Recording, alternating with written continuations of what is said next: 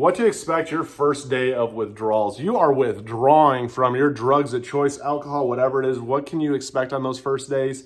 This is what I went through, and this is also what a majority of people go through. So this is what you can expect. Believe me, you're not going crazy because you probably feel like you are, especially if you're going through day number 1 right now. If you're new to the channel, hit the like and subscribe button. What's up, guys? My name is Eric. I'm not a doctor. I'm not a counselor. I'm not a therapist. I'm none of that. I'm diagnosed with ADHD, PTSD, GAD, MDD. I have level 1 autism. I am a recovering cocaine and alcoholic addict. In 2015, I lost my wife to suicide. 2017, I lost my dad to suicide.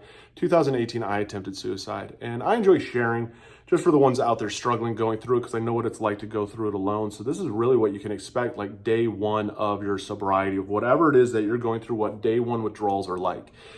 Day 1 withdrawals for me, there wasn't a whole lot of mental there, but the big mental thing was that I had to keep occupied.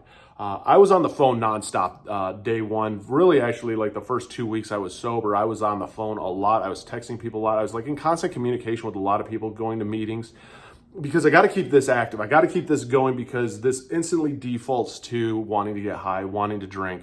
My drugs of choice was alcohol and cocaine. And let's face it, coke is a little bit harder to get than alcohol. Alcohol, you can just walk down to the store and get it. But what I ended up facing the first day of my withdrawals is the first part is I slept in the first day. I had a really rough night sleeping. Finally, my body just kind of shut down and crashed, and I woke up in a pool of sweat. For the rest of the day, I could not stop sweating. I had tons of sweat just constantly dripping off me and pouring off me. I had a lot of issues when it came to my bowel movements. I was running to the bathroom. For whatever reason, when it came like the alcohol and cocaine, it kind of just like broke me up, and it was just whoosh. And I wasn't really constipated. I went through also the withdrawals with kratom that made me constipated, but with alcohol and cocaine, it didn't make me constipated. It gave me the reverse effect. I found myself very thirsty and a lot of body tremors, a lot of shakes, headache. I was taking some Advil just to try and wean off some of the headache. And just I had physical achiness. I mean, it was all around. Just your body feels like crap. You feel like you've been hit with like the flu. You feel like you've been hit with like a 15-mile hike that you weren't prepared for. I mean, you're going through it all. I was smoking a ton of cigarettes at the time because I had to kind of do something. The one thing that got me through a lot of this, though, was Advil, a lot of water. I had to force myself to eat because my appetite did go away, especially day 1 of my withdrawals. It took me I'd say a couple weeks to really get my eating back in habit, because when I was high, it was different. When I drank and I used Coke, I actually ate a lot and I put on a lot of weight. So not using these drugs all of a sudden made me like not hungry. And so it had this reverse effect. So I had to force myself to make sure that I was eating food. And again, it just a constant pacing around. Taking walks really did help me a lot, especially on day 1. I decided, okay, I need to do something. And I took my dog for a walk, and I literally became part of my sobriety routine was every morning waking up and walking my dog. And we would go for usually about like a 1.5 mile, 2-mile walk. But just get that physical part going, because your whole body aches, and you ache while you're doing this, but then it's that fresh air, and let's face it, the cold sweats and the hot sweats and all the sweats are hitting you, and just being outside, for some reason, it made it feel a little bit better, a little less painful. Even though my body ached, and when I was done with it, it almost kind of helped exhaust me some, so my legs weren't as restless, and I was able to sit. I watched a lot of TV and was on the phone a lot. But it was just a whirlwind of my body and just pain that I was going through. And just the shakes eventually stopped. And just really focusing on, like, I had to give myself like little chores of, okay, I got to get, find this meeting here. I got to find this meeting here. And putting in a lot of work and mental energy on anything but getting high, because that's the easy way out. And that's where a lot of times we relapse at is, man, first day 1 is bad. I mean, for me, day 1 was not nearly as bad as like day 3 and 4. Because day 1, there is this side of it too, that you're very motivated. You're like, yeah, this is day 1, I'm going to do this. And you're very hell-bent on being successful and getting sober, especially day 1.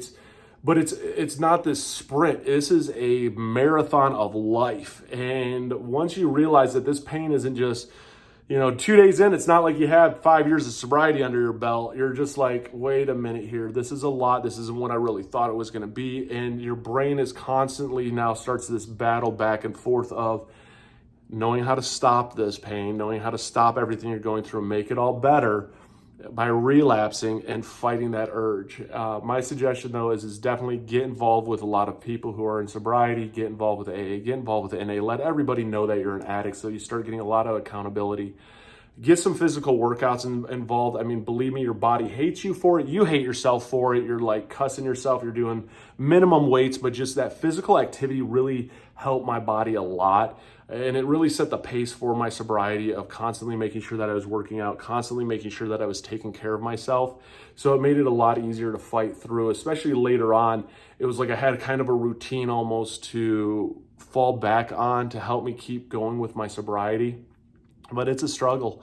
It is a struggle. And for the one out there struggling right now, just trying to keep their brain occupied, I feel for you. And I mean, don't ever hesitate to reach out for help. Reach out to your family members, reach out to your friends, whoever it is, and just let them know how much you're struggling. Ask for help. I have links down below in the comment section for NA and AA. Check them out. I mean, it's just great to be around other sober people. I mean, hit the like and follow button, comment down below, because at the end of the day, sobriety is your life, and it becomes a beautiful life again. And all that struggles, the trials and tribulations that you go through, put you in a position where you can start to share your story and inspire others who are just starting their journey. Because let's face it, I mean, addiction kills. And for the one that has lost family members to it, my heart goes out to you. And for the one that's going right now and you're on day one, it's one day at a time, sometimes 1 hour at an hour, and sometimes it's 1 minute by 1 minute. But you got this, so don't give up.